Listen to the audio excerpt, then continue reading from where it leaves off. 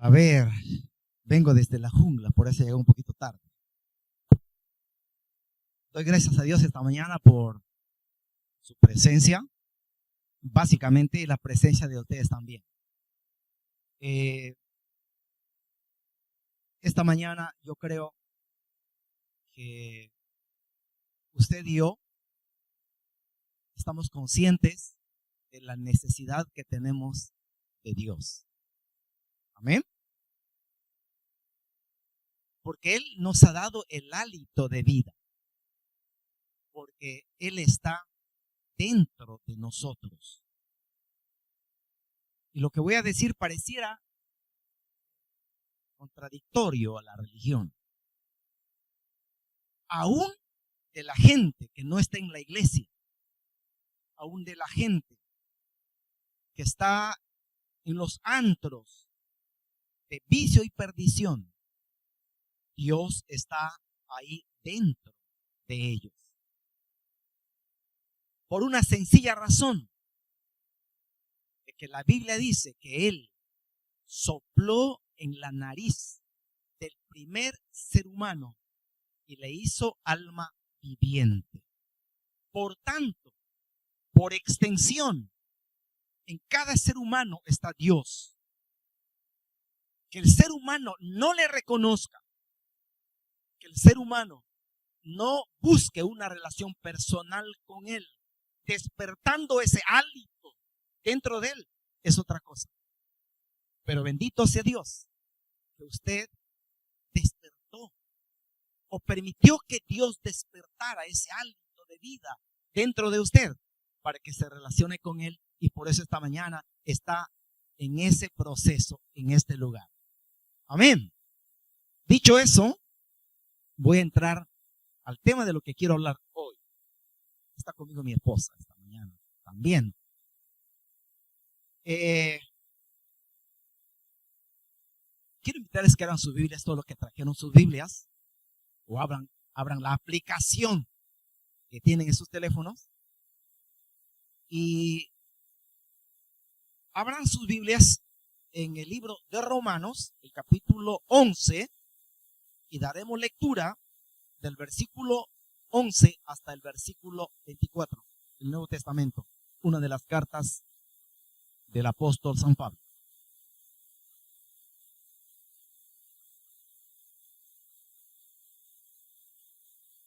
Dígame amén si tiene la cita. Ok, los que no lo tienen, todavía les esperamos unos segundos. Quiero dar lectura juntamente con ustedes esta porción y aprenderemos un poquito más de lo que nos enseña la palabra del Señor, nuestro libro de texto. Eso es la Biblia para cada uno de nosotros, el pan de vida. Ok, dice así la palabra, capítulo 11, versículo 11 del libro de Romanos. Pero antes hacemos una oración. Gracias te damos, Padre, por esta mañana. Oh gran Adonai, amo del universo, te damos gracias por permitirnos estar en este lugar. Tu bendición sobre cada uno de los presentes, sobre cada uno de sus familias, cada uno de sus proyectos y todas aquellas cosas que tienen en el corazón hacerlo. Te damos gracias por permitirnos estar vivos y continuar en el proceso por la cual tú nos tienes todavía con vida. Tu bendición esta mañana sobre tu palabra y sobre tu siervo que desea exponer tu palabra con verdad. En el nombre de nuestro amado Salvador, tu Hijo Jesús. Amén. Dice así la palabra. Sigan por favor la hilación. Digo pues, ¿han tropezado los de Israel para que cayesen? En ninguna manera. Pero por su transgresión vino la salvación a los gentiles, para provocarles a celos. Y si su transgresión es la riqueza del mundo y su defección la riqueza de los gentiles, ¿cuánto más su plena restauración? Porque a vosotros hablo, gentiles, por cuanto yo soy apóstol a los gentiles, honro mi ministerio. Pero si en alguna manera pueda provocar a celos a los de mi sangre y hacer salvos algunos de ellos, porque si su exclusión es la reconciliación del mundo, ¿qué será su admisión sino vida de entre los muertos? Si las primicias son santas, también lo es la masa restante. Y si la raíz es santa, también lo son las ramas. Pues si algunas de las ramas fueron desgajadas, y tú, siendo olivo silvestre, has sido injertado en lugar de ellas, y has sido hecho participante de la raíz y de la rica savia del olivo, no te jactes contra las ramas. Y si te jactas, sabe que no sustentas tú a la raíz, sino la raíz a ti. Pues las ramas, dirás, fueron desgajadas para que yo fuera injertado.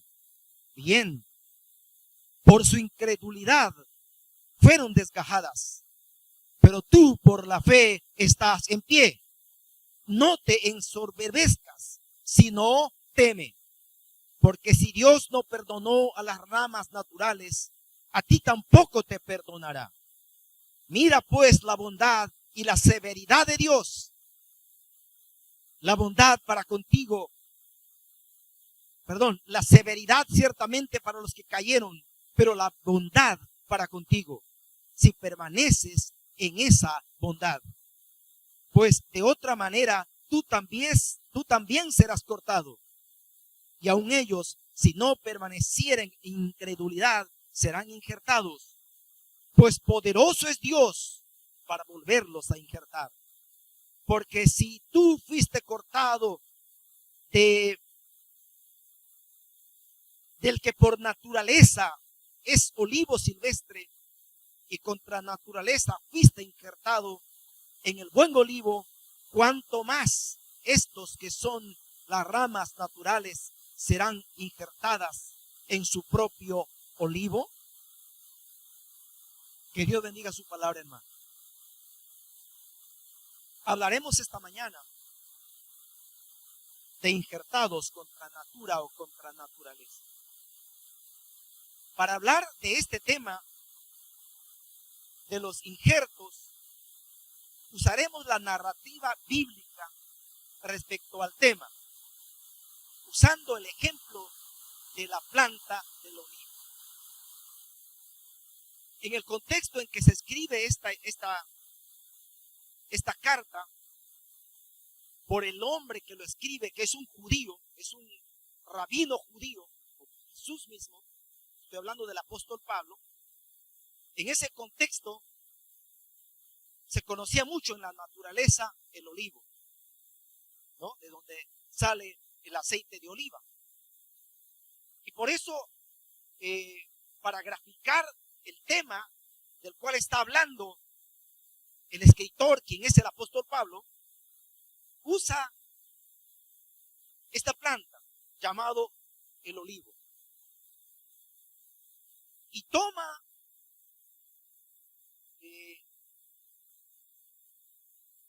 el ejemplo de esta planta de dos formas. Toma el olivo natural como el olivo silvestre para hablar de injerto. Y estos dos olivos, de acuerdo a la enseñanza del apóstol Pablo, representan dos grupos sociales en el mundo. El olivo natural representa a Israel o a los judíos, y el olivo silvestre representa a los gentiles, que somos nosotros. Usted y yo somos gentiles. Hay una gran diferencia en estos dos grupos sociales, desde la perspectiva bíblica, desde la narrativa bíblica. El grupo social llamado los judíos o israelitas son el grupo que tienen una marca especial en su cuerpo. Es una marca que representa un pacto con Dios, un pacto directo. literal con Dios. Y ese pacto literal, carnal, físico con Dios es precisamente la circuncisión, que muchos de ustedes seguramente saben, conocen o quizás alguna vez han leído en la Biblia. En hebreo se llama el Brit Milá. Es la circuncisión. No hay otro pueblo en el mundo. No hay otra nación en el mundo. No hay otro grupo social en el mundo. Dios. Y ese pacto ha sido sellado hasta el día de hoy y será sellado por todas las generaciones por la circuncisión o el Brit Milá. ¿Qué es la circuncisión? Muchos de ustedes saben. Es una operación que se hace en el prepucio del miembro viril de los varones. De todos los varones, de ese grupo social, de esa nación, de ese pueblo escogido por Dios, exclusivamente llamado Israel, o conocido también como los judíos. Yo no sé si aquí habrá algún judío. Si hay algún judío aquí, indefectiblemente tendría que tener ese corte en el prepucio de su miembro viril. Obviamente en el mundo hay miles y miles de judíos. Miles y miles de judíos, especialmente las llamadas,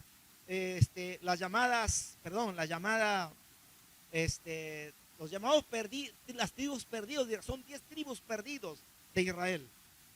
Las ovejas perdidas de Israel están en todo el mundo. Y hay muchos que no lo saben. Hay muchos que no lo saben.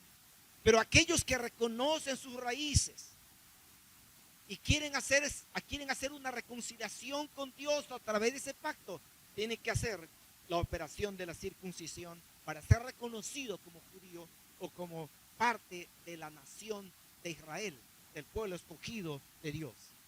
Hoy hay un proceso que está sucediendo a través del mundo. Hay un gran movimiento en el mundo para atraer a todos los descendientes de los judíos hacia Israel. Pero primero tiene que pasar por un proceso de verificación a través del ADN inclusive. Ellos que reconocen y quieren volver a la tierra o por lo menos reconciliarse a través de ese pacto, tienen que pasar por el Brit Milá. Ahora, el otro grupo que representa el olivo silvestre somos los gentiles. Soy un gentil. Usted es un gentil. Y hay miles y millones, de acuerdo a, voy a hablarles un poquito de estadística, hablando de los judíos. Actualmente existen 14.8 millones de judíos en el mundo. 14.8 millones de judíos en el mundo. Apenas 6 millones viven en Israel. Los demás, 6.7 viven en Israel ahora, y los demás judíos, parte de esos 14.8, están viviendo en diferentes partes del mundo, inclusive en el Perú. Pero la mayor cantidad de gente judía que vive, de fuera de Israel, están en Estados Unidos, que son 5.7 millones en Estados Unidos. Pero entre todos hay 14.8 millones. ¿Por qué estoy dándoles esta estadística? Porque quiero hacer una comparación. Eso es la cantidad de gente, de judíos en el mundo. 14.8. Ahora, el otro grupo social que representa al olivo silvestre, que somos nosotros, somos aquellos que no tenemos un pacto directo con Dios.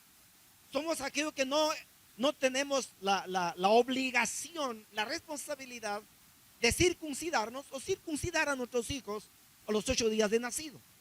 Básicamente a los varones. Somos los gentiles. ¿Cuántos gentiles hay en el mundo de acuerdo a las estadísticas actuales?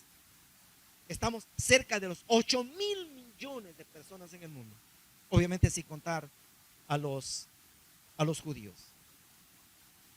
De acuerdo a las últimas estadísticas, en el mundo existe ahora 7.9 billones de personas en el mundo, fuera de los judíos obviamente. Y cuando empezamos a mirar y comparar, nos damos cuenta que ese grupo minoritario llamado los israelitas judíos son un pequeñísimo grano de arena en la vasta extensión del mundo. Pero fíjense ustedes, sobre ese pequeñísimo grupo está puesto los ojos de Dios, porque allí está la marca de un pacto que hizo hace casi 5,000 años atrás, perdón, casi 3,000 años atrás, con un hombre llamado Abraham. Con ese hombre Dios hizo un trato, con ese hombre Dios hizo un pacto. Dios le invitó a ese hombre a seguirle, a obedecerle. Y ese hombre por fe siguió a Dios, aceptó sus promesas, aceptó su pacto, y a través de él Dios formó un pueblo el cual tendría que ser la luz del mundo y del cual tendría que salir el Mashiach. Tendría que salir Mesías, tendría que salir Jesús, a quien nosotros hemos reconocido y hemos aceptado como nuestro Salvador. Amén. Entonces, si miramos en comparación la cantidad de gente que existe como gentiles en el mundo, vamos prácticamente a los 8,000 millones de personas. Ahora, ¿qué importancia tiene, hermanos, que nosotros podamos reconocer a ese minúsculo grupo en el mundo llamado los judíos, siendo nosotros cristianos? Tiene muchísima importancia. ¿Por qué? Porque ellos han sido llamados a ser el pueblo escogido por Dios, el real sacerdocio, nación santa. Porque ellos son directamente, ellos son naturalmente aquellos que tienen la señal, el pacto de Dios en sus caminos. Y nosotros dependemos mucho de ellos. Ya vamos a ver por qué. Pero es importante que entendamos, hermanos, como dijera el apóstol Pablo, en el capítulo 9 de Romanos, pueden regresar un poquito en sus Biblias, del verso 4 al verso 5. Miren lo que dice el apóstol Pablo. Romanos 9, 4, 5. Dice que son israelitas de quienes estamos hablando, de los cuales, ¿qué cosa? Son la adopción. Ellos son la natural y legítima adopción como pueblo, nación santa por Dios. Naturalmente. Dice, ellos son la adopción. ¿Qué más? La gloria de Dios en el pueblo, de una forma natural. ¿Qué más? El pacto, la promulgación de la ley, el culto y las promesas de quienes son los patriarcas y de los cuales según la carne vino, ¿quién?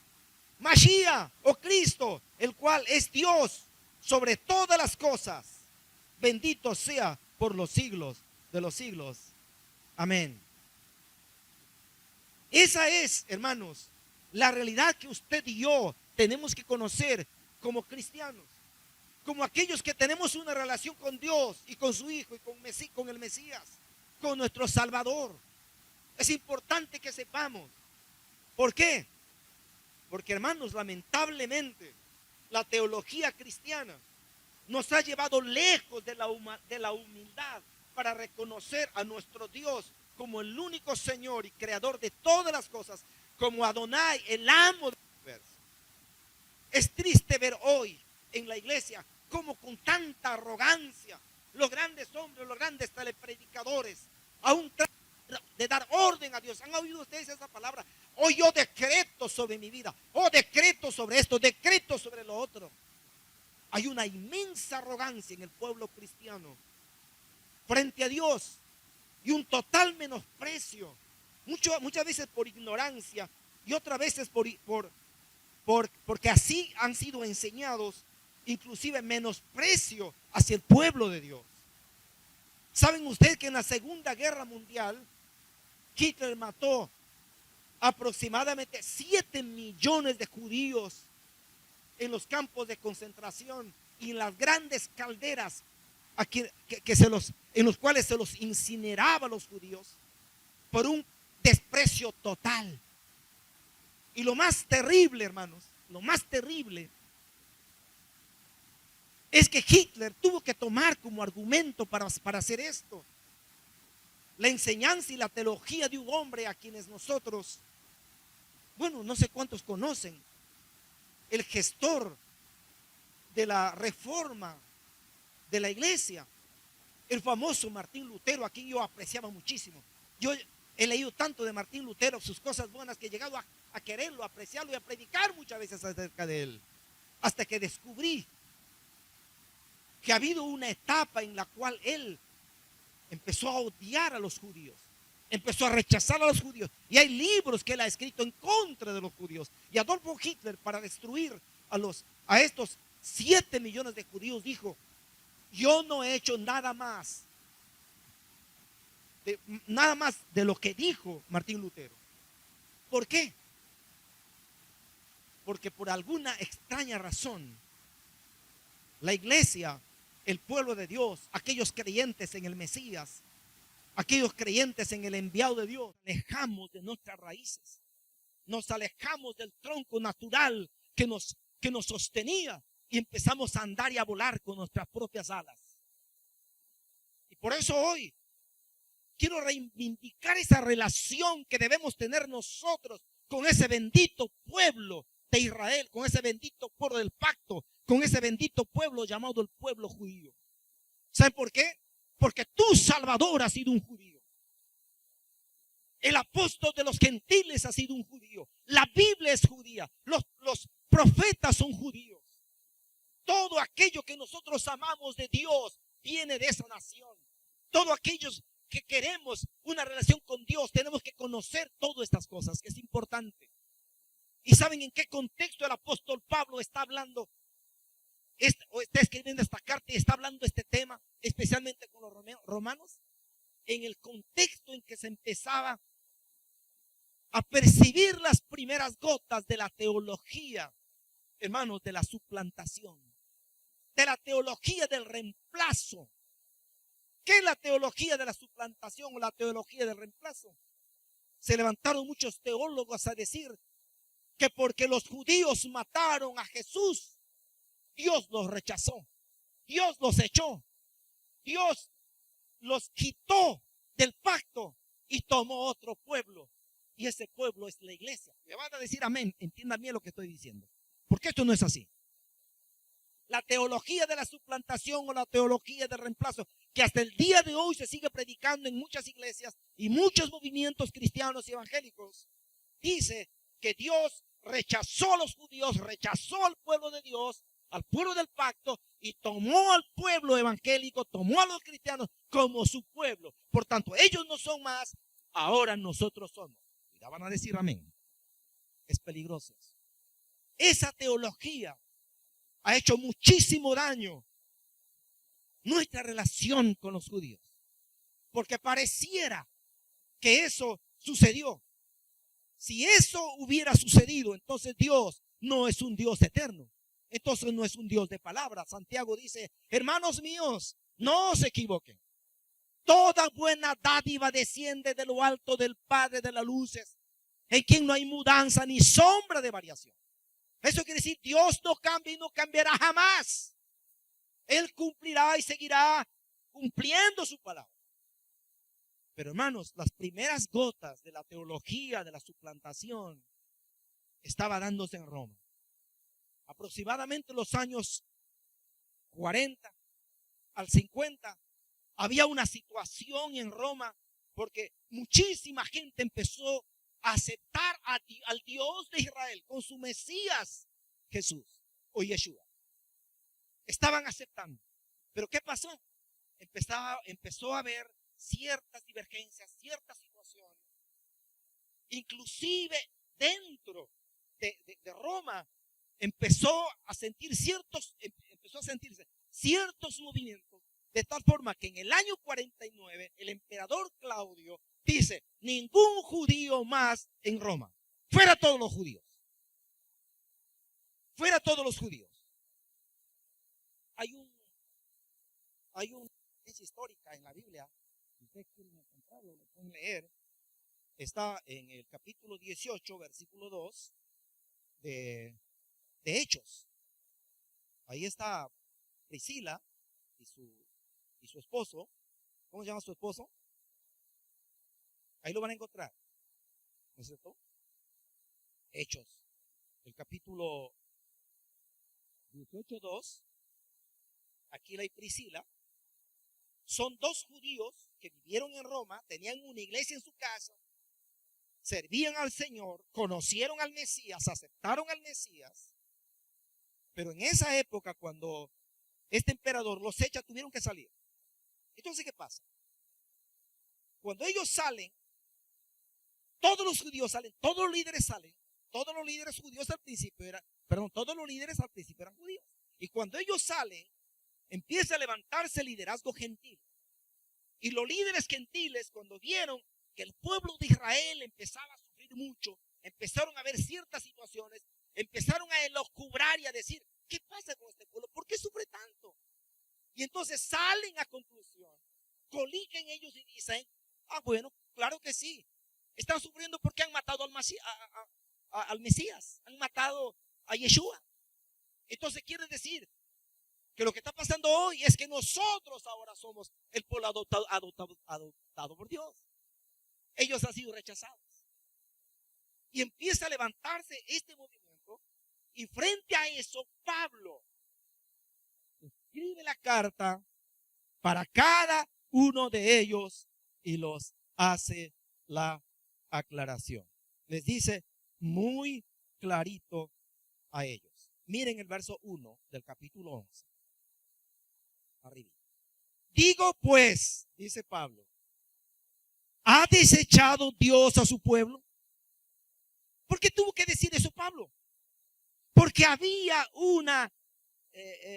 había pensamientos, había ideas en Roma, en los hermanos de Roma, en los hermanos gentiles de Roma, que claro que sí, Israel ha sido desechado para aceptarnos a nosotros como su pueblo. Eso es lo que ellos estaban pensando. Y entonces aquí Pablo viene y les pone el pare, y les pone clarito, les pregunta, ¿ha desechado Dios a su pueblo? ¿Y cuál es la respuesta? ¿Cuál es la respuesta? No. No. En ninguna manera. Porque también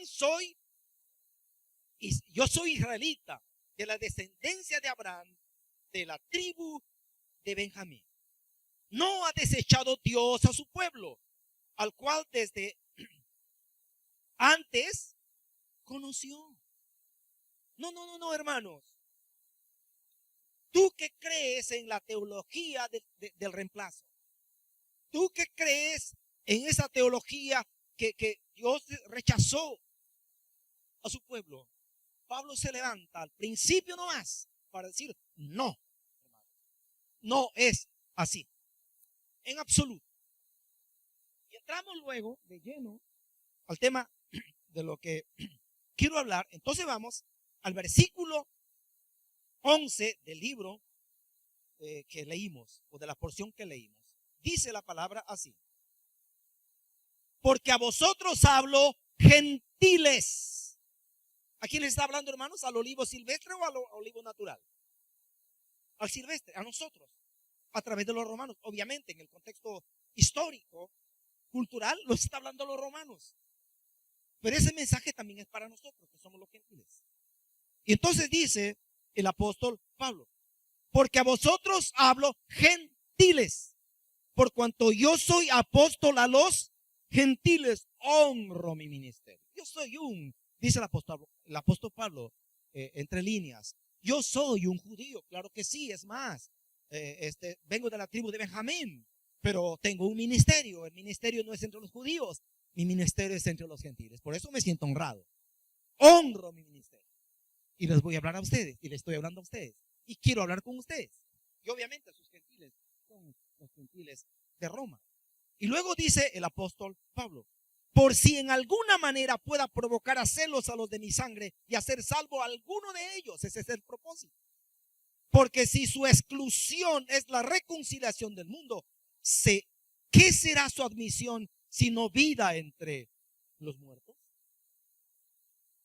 Dos cuestiones habla aquí el apóstol Pablo.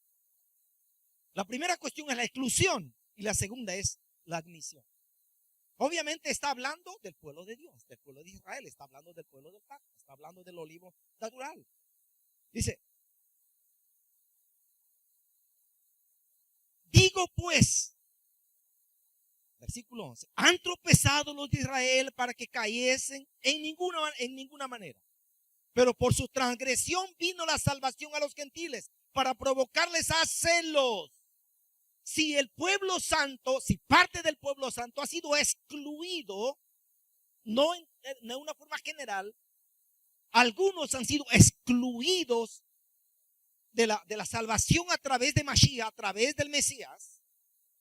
No es porque han sido totalmente rechazados, no porque Dios les ha quitado, no porque Dios les ha abandonado. En absoluto, hay un propósito ahí. ¿Y cuál es el propósito? Dice la palabra, para que su transgresión venga a ser la salvación de los gentiles. Para que pueda ser la salvación nuestra. Para provocarles a celos. En otras palabras, lo que Dios está haciendo, usarte a ti, usarme a mí, dándonos la salvación, dándonos sus favores, para generar celos en su pueblo. Fíjense ustedes. Desde ese punto de vista, usted y yo somos instrumentos de Dios en esa primera instancia. Amén. Obviamente, si queremos hablar de otras instancias, hay muchas. Una, por ejemplo, el de ganar al mundo para Dios.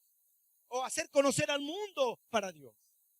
Pero en primera instancia, dice el apóstol Pablo, si usted ha sido llamado por Dios, ha sido tomado por Dios, ¿es para qué?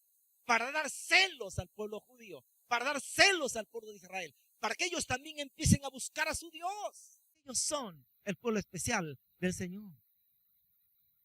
Espero que aquí no nos sintamos menos. Espero que aquí no nos sintamos incómodos. Espero que aquí no nos sintamos como gente de segunda clase, porque no lo somos. Porque lo que el apóstol Pablo pretende es, hermanos, destruir nuestro orgullo. Destruir la vanidad del cristiano, de los cristianos, que muchos creen que son mejores y tienen mejores oportunidades que los judíos. No, tanto judíos como nosotros tenemos las mismas oportunidades, pero cada uno en nuestro respectivo lugar. Amén. Ok, entonces dice, porque si su exclusión, versículo 15, perdón, estoy en el versículo 12. Y si su transgresión es la riqueza del mundo y su defección, o sea, su abandono de Dios a ellos por un tiempo, la riqueza de los gentiles, ¿cuánto más su plena restauración? Si tan solo porque Israel no reconoció al Mesías, a Yeshua como su Mesías, por esa razón es que Dios envía a nosotros la salvación. Ahora quiero aclarar una cosa aquí. Escúcheme, por favor. Los judíos por naturaleza son creyentes en Dios, en el Dios verdadero. Porque ellos nacieron en esa cuna. Desde muy pequeñitos, desde Abraham, todos, esa generación, desde Abraham, pasando por Isaac, pasando por Jacob, pasando por los 12 patriarcas, pasando por David y todas las generaciones, hasta el día de hoy, según las estadísticas, todo judío es un creyente en Dios, creyente en Yahvé, creyente en Jehová, creyente en el Dios creador del cielo y de la tierra. Amén. Todos, absolutamente todos. El día de hoy, según las estadísticas, dicen que un 89% de judíos están prácticamente consagrados a Dios. Actualmente. Pero escuchen esto. Cuando hablamos de que Dios hizo a un lado a los judíos en ese entonces, no está hablando porque ellos no creían en él. Es simplemente porque ellos no creían que Yeshua era el Mesías. Esa es la razón por la que han sido dejados a un lado. No es porque no crean en Dios. Ellos creen en Dios siempre. Pero ellos, a través de las profecías, han esperado por todos los siglos y los siglos a un Mesías. El mismo Moisés dijo: levantaré a uno como yo de entre ustedes para ser su redentor. Y a ese redentor siempre le han esperado. Cuando aparece Yeshua, que es su verdadero nombre, Yeshua es su verdadero nombre, acostúmbrense a hablar de repente. Porque si hablamos de Jesús no podemos confundir, porque aquí también tenemos un Jesús, hasta dos, hasta tres Jesús. Pero Yeshua es el verdadero nombre del Mesías. Cuando aparece Yeshua, un grupo de judíos aceptan a Yeshua como el Mesías y muchos no lo aceptan. No es que ellos no crean en Dios o rechacen a Dios, no. Dicho esto, entonces diré lo siguiente.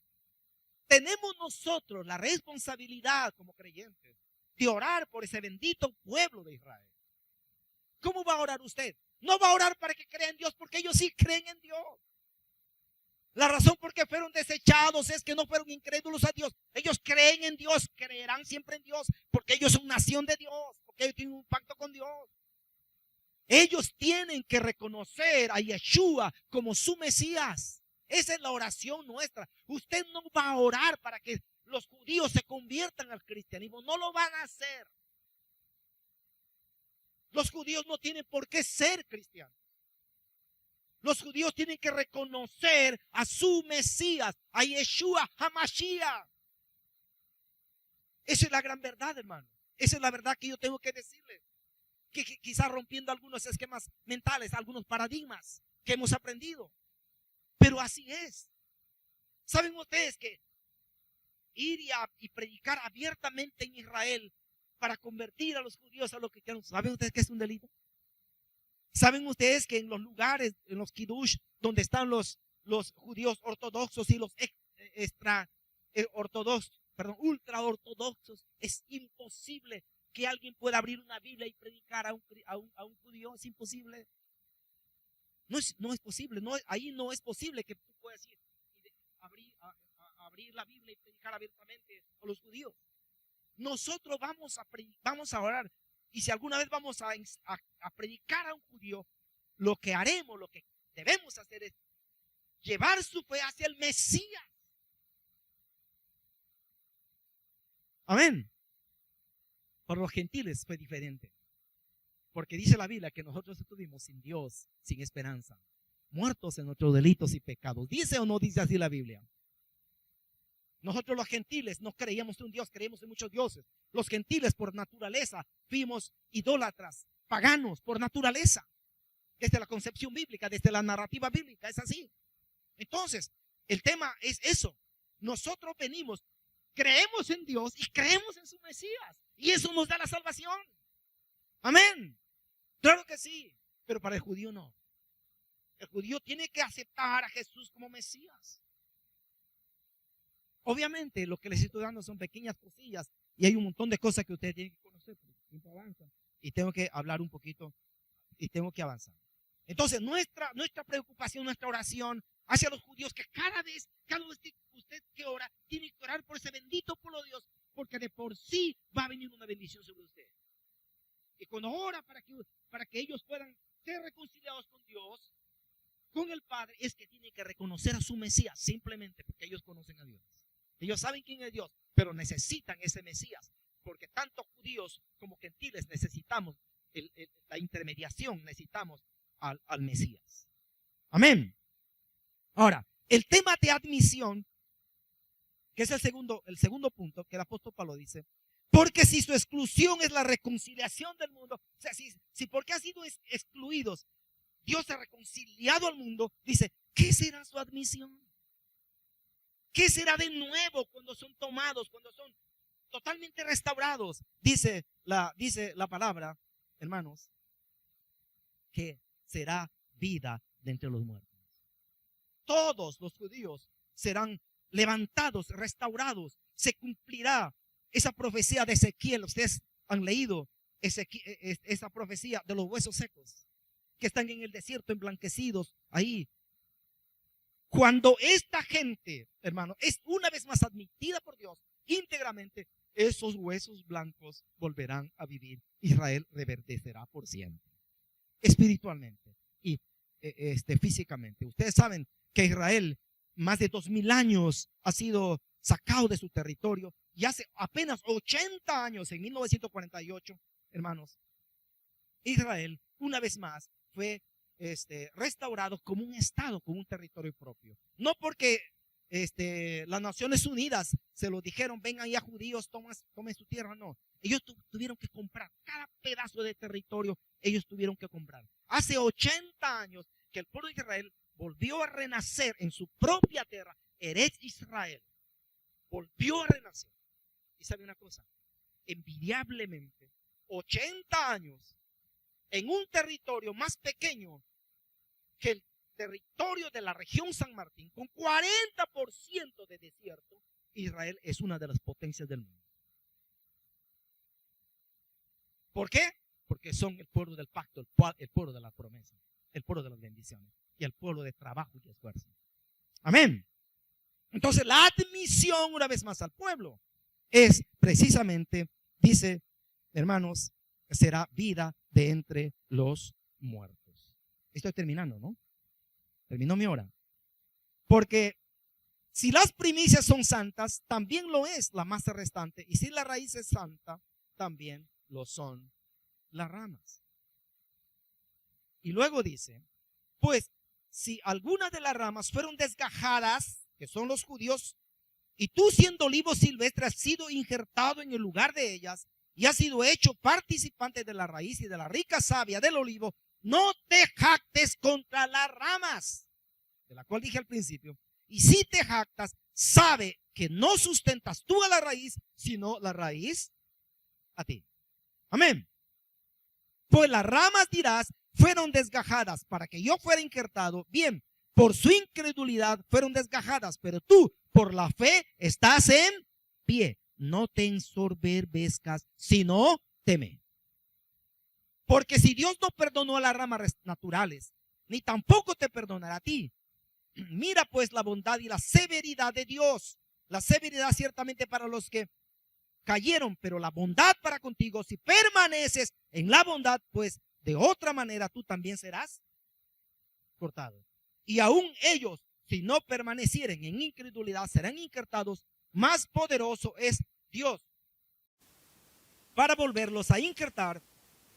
Terminamos. Porque si tú fuiste cortado del que por la naturaleza es olivo silvestre, y contra naturaleza fuiste injertado en el buen olivo, cuánto más estos que son las ramas naturales serán injertados en su propio olivo. Termino con esto, aclarando el tema del injerto contra natura. Por naturaleza, si vamos a hacer injertos, por ejemplo, en dos plantas de cítricos, por naturaleza yo veo que toman un patrón, el tronco natural, una sidra, y si quieren tener naranjas dulces, las naranjas Valencia, voy a tomar un esqueje, una ramita de la Valencia, y le voy a colocar en la sidra. ¿Y qué va a producir? Naranjas dulces, ¿no es cierto? Tienen un tronco de sidra, pero pones una ramita de Valencia, va a producir Valencias. ¿Dónde está la contranaturaleza que habla aquí la Biblia? Dios toma al olivo natural como tronco, ¿no? Como patrón, y toma una rama del olivo silvestre que somos nosotros, que tenemos frutos amargos, que tenemos frutos venenosos, y le injerta en el tronco del olivo natural. ¿Qué diera naturalmente? Debería dar frutos amargos, debería dar frutos venenosos, debería dar frutos ácidos, porque eso es la naturaleza. Pero como es contra natura, mira lo que sucede. Esta ramita que ha sido injertado del olivo silvestre, del olivo malo, no afecta al tronco, no afecta a las raíces. Es todo lo contrario. Contra naturaleza, ese tronco de olivo natural, con raíces naturales, va a dar vida a esta rama que debería dar frutos amargos, frutos venenosos, va a dar frutos dulces. ¿Qué significa eso? Nosotros como ramas del olivo natural venimos con defectos, con vicios, con pecados de idolatría y todo tipo de situaciones. ¿Qué hizo Dios? A través de Mashiach, a través de Jesús, nos tomó como unas ramas y nos injertó.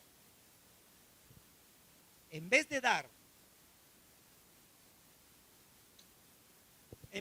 frutos amargos, en vez de dar frutos venenosos, usted y yo como injertados contra la naturaleza, damos frutos dulces de amor. Damos frutos de bendición, damos frutos para vida. Dile al hermano que está a tu lado, recuerda, has sido injertado contra natura para dar cosas buenas. Amén. Muchas gracias, Dios las bendiga.